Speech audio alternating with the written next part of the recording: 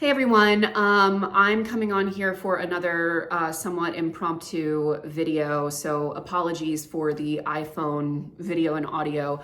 I'm doing my best over here, but I wanted to get this up really quickly and this was the only option I had, but I personally stayed up till 3 in the morning last night, doom scrolling on r/economic collapse, which was probably the worst possible thing I could have done for my mental health. But I had just seen a video by one of my favorite political commentators, Jamel Bouie, about the constitutional crisis that we are finding ourselves in due to these executive orders for government spending freezes.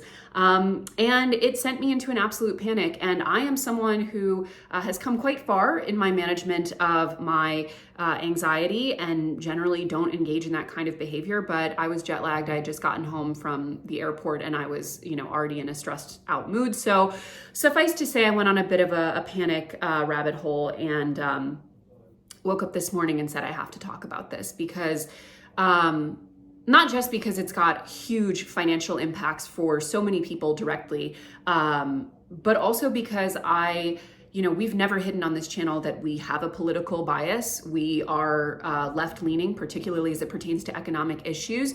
And to not talk about what's going on feels like a misuse of this platform and this community. So I wanted to talk about it and just kind of do something pragmatic with the really negative emotions I experienced yesterday. I'm going to start in this video by talking about kind of what's going on in the macro picture, not just with Trump, but kind of overall economically in the Western world.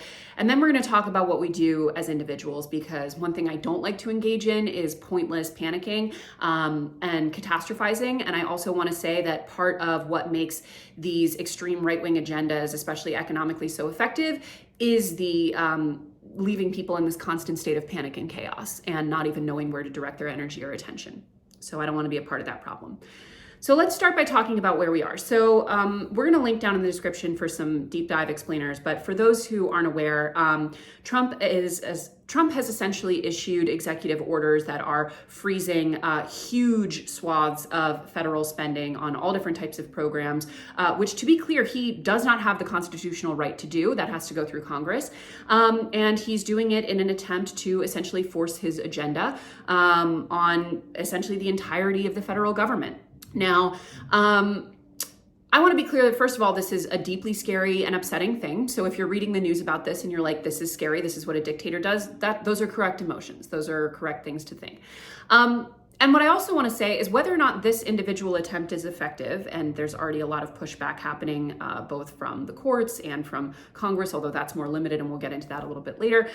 What is very clear is that over the next 4 years, it's going to be a lot of this. It's going to be a lot of attempts by Trump specifically and by the right wing in America overall to push and bend and break the limitations of power as much as possible, to coalesce that power not just with Trump and his administration and the right wing in general, but also to the absolute wealthiest in this country, to corporations, to people who already had a completely disproportionate amount of power and influence and money in America to begin with.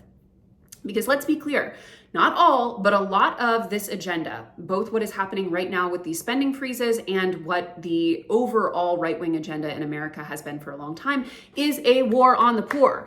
It is very specifically directed at the poorest Americans, and it is a very accelerated attempt to siphon more wealth from the very bottom of this country's socioeconomic brackets and coalesce it more and more at the top, both in terms of actual money, through things like tax policy and regulation, but also in terms of power, political influence, especially since Citizens United. We're getting into this in depth in our February video essay, but, essentially we've sort of written a blank check to corporations and the wealthiest Americans to essentially just buy politics at this point.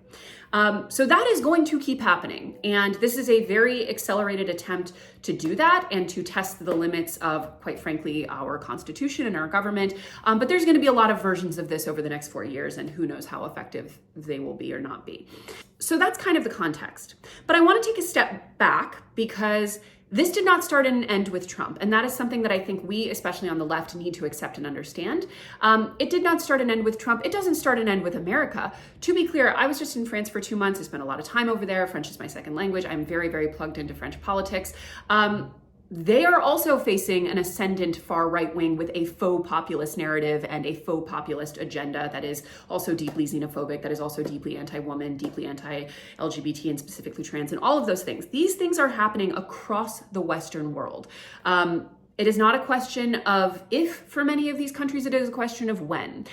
And what I also want to point out, and France is also a good example of this, and I'll link to an explainer of what happened in their most recent election and how Macron essentially furthered the power of the far right in France because he wanted to deny the power of the ascendant left there, is that these center-left politicians, and that's 90% of what we have in America on the left of the aisle, are in many ways enacting similar agendas to the right, just on a slightly reduced timescale or in a slightly more mitigated way. The concentration of wealth at the very top of our socioeconomic brackets, the concentration of power to corporations, these things have been happening across the political spectrum, especially since Reagan in America, and across the world.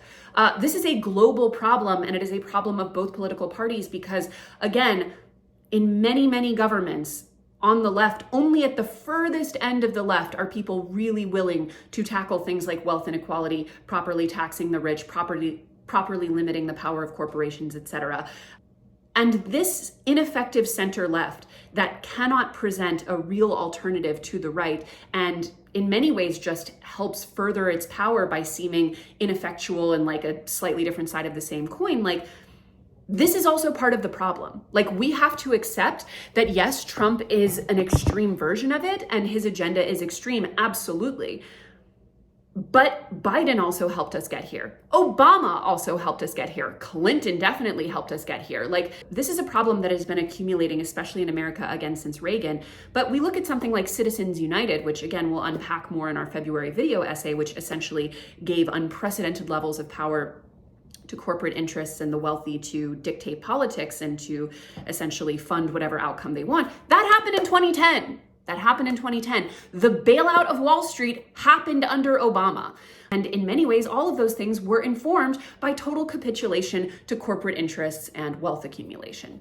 So while I want us to be scared and upset and angry and motivated at everything that's happening with Trump, and we should be, I also think that we need to be honest with ourselves about how bipartisan of a problem a lot of these things are and how ineffectual the response from the American left is, in part by design, because a huge amount of the American left also agrees with this agenda to a certain extent. They maybe just don't agree with certain aspects of it or the extreme nature of it, but unchecked corporate power and wealth accumulation at the very top, they've been signing off on that for a long time and continue to. And another thing that I kind of want to call out my own side on here is this hyper focus on MAGA specifically and the MAGA coalition, especially since the election and quite frankly since 2016, but accelerated since the election.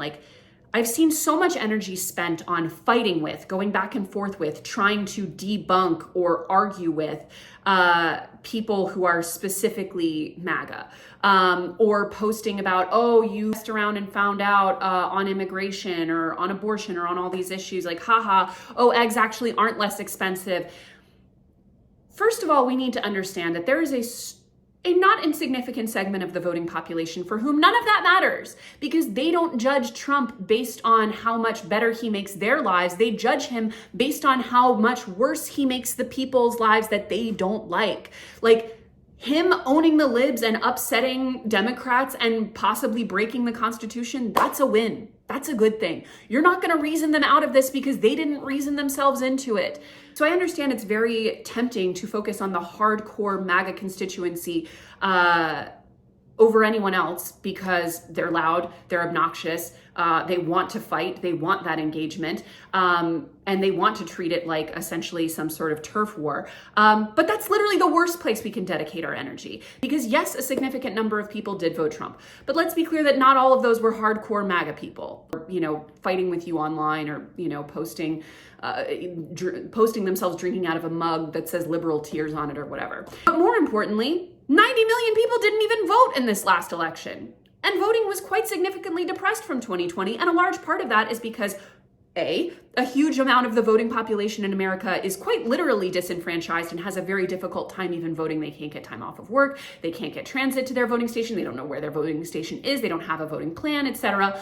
But also a lot of people felt very actively disenfranchised by the Biden administration. That was a historically unpopular presidential administration that quite intentionally ignored a lot of issues that were facing all different groups in America. And for example, as someone who spent a lot of time leading up to the election making calls for the uncommitted movement, which was essentially an attempt to tell Democratic candidates that, especially in key swing states, a huge amount of our constituency, in fact, the majority of Democrats, do not support an unprecedented amount of our tax dollars going to fund war crimes in the Middle East. And by the way, we don't want it to be a bipartisan issue where no matter who we vote for, we can't escape this dynamic.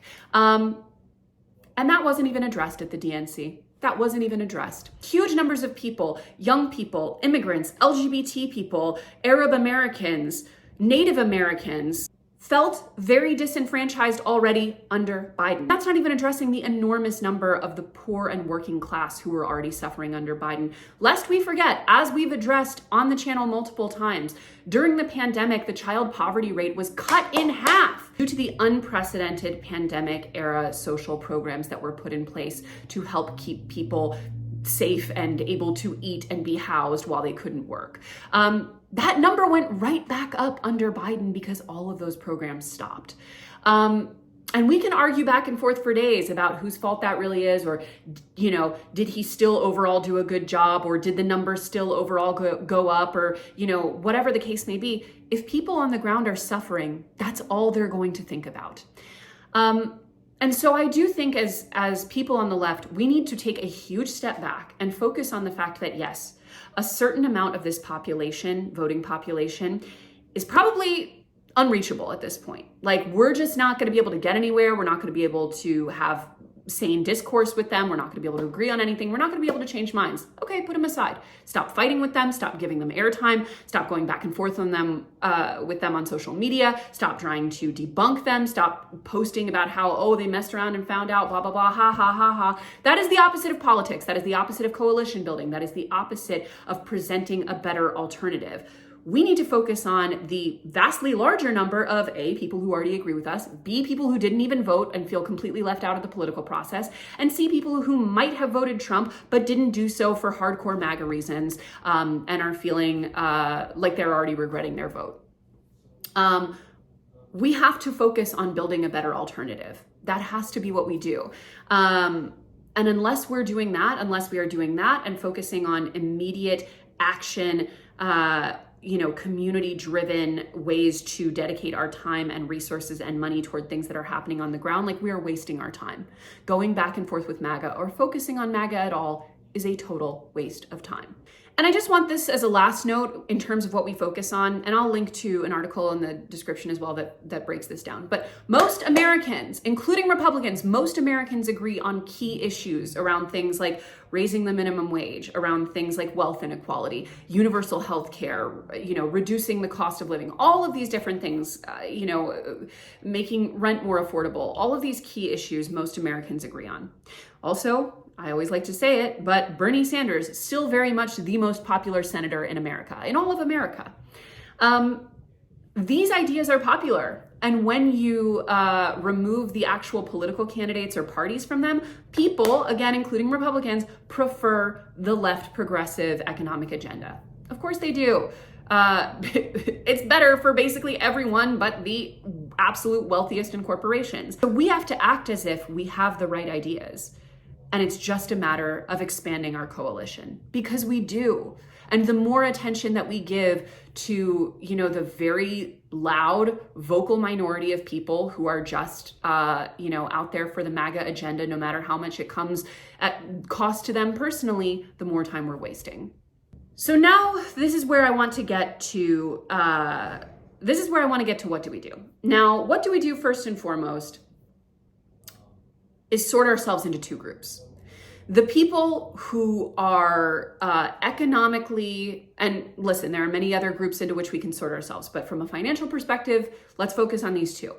People who are financially safe, who have their financial needs met, and have the ability to get good with money, to have an emergency fund, to have multiple emergency funds, to help fund things that are happening in their communities, who can contribute to mutual aid, who can volunteer, who can donate. That's one group. And the other group are people who cannot, who are living on a razor's edge, and who are, again, likely to be most impacted by everything that is currently happening, especially as it pertains to these spending freezes. So let's start with if you are someone who has financial means. Now, I want to be very clear that if you are making good money, you are able to save, you're able to do all, you could invest, you could be putting away for retirement, you could be creating an emergency fund, sinking funds, etc., and you have been putting it off for any reason, not taking your money seriously. Now is the time, if not for you, for someone else. You could use that emergency fund for, again, mutual aid, for someone in your family, for someone in your community. Like, there are so many reasons to shore yourself up financially if you are a person who actually cares about making this country a better place, or at this point, frankly, freaking rescuing it. You need to have your oxygen mask on solidly, and you need to be able to direct that time, money, and energy to places that really need it. On this channel all the time, you see us talk about working with a financial advisor, which we really endorse. This is not a sponsored video, but if you've been thinking about working with one, now might be a good time if you can afford it. We talk a lot about investment accounts. If you can be investing and you're not, you should be investing. Like, we talk about these things because protecting yourself financially and creating a solid financial foundation is one of the most powerful things you can do. Like it or not, we are in a country where money directly correlates to power, influence, and the ability to shape things in your vision. Us, the people who want things to be better, especially for the poor, working, and middle classes, like, we need to be getting our power together so that we can direct it in a positive way. We should not, especially if we can afford not to, we should not be out here treating our own financial security as a nice to have. It's a need to have. And if you are someone who is struggling financially and is likely to be at the, front lines of who is affected by a lot of these economic policies, now more than ever, you need to start forming as many community connections as you can. Look into the programs, the mutual aid, the various nonprofits and political organizations in your community, which can help provide a security blanket, a safety blanket, a network for as you need it. This is the most important time to be forming connection and community, and to be making yourself a part of groups bigger than yourself. It is also so important, even if you can't save a dime right now, to understand your money, to track it, to look at it, to see what's coming in and going out, to understand the impacts of, if this program gets cut, how does it impact this? Like, to have backup plans, to have other sources of income, to diversify that income, to give yourself as much flexibility as possible, because right now they are going after the social safety net in a way that almost ensures that if you are already at a razor's edge, if anything wrong happens, there will be no recourse. So now, while we're still in the ramp up phase to all of these economic disasters and just essentially shooting a cannonball into the hull of the federal government, now's a good time to shore up as many options as possible. We need to stop fighting each other. We need to stop focusing on the loudest bad faith actors in the room. We need to get organized. I have cultivated a list of tons of different ways to get involved today, with or without money, at basically any level of government, in any community, on issues ranging from abortion to immigration to these economic policies. Like, now's a time to get involved, and to remember that almost everything else to some extent is a distraction. We also, and I'm going to get into this more in a future video, but we need to primary the hell out of a lot of these Democrats, because as I mentioned earlier, not only are a lot of them completely ineffectual in the face of utter chaos and destruction, many of them actually kind of agree with a lot of this and would be happier in a world that was just America, a subsidiary of the Elon Musk organization. Many of them would like it too. There are a very few number of elected officials right now who are actually not only speaking very honestly and transparently about what's happening, but trying to put up a real fight. Not a ton of them, and we need more. So getting involved and this is especially where local and state elections come into play. Here in New York, we have the Working Families Party, but across the country, there are so many options for organizations, for political parties, for candidates who are trying to put up a better and more sustainable left resistance, an actual left, not just this center left nonsense that doesn't actually mean anything. It's time to, you know, put our foot on the necks of these useless Democrats and start getting them out of here and putting real progressives into place who are going to take this seriously. Not just the fight against Trump, because that's another thing that's been killing Democrats, is it can't just all be about avoiding Trump or, you know, how Trump is this unique evil. First of all, that clearly didn't work twice. Let's start there. But also, more importantly, the problem goes well beyond Trump. And again, that problem is found with a lot of Democrats, just like with a lot of Republicans. That's my little rant. Again, apologies for the iPhone quality, but I had to talk about this because I had a dark night of the soul last night, as I'm sure a lot of you did. We got to get activated. At the end of the day, we have the agenda that is actually popular. It's just a matter of building coalitions, of organizing, of communicating, of building communities, of talking to people, and of not wasting our time and energy shadow boxing with a bunch of people who just want to see us suffer. That's it. All right, guys, I'll see you back here soon.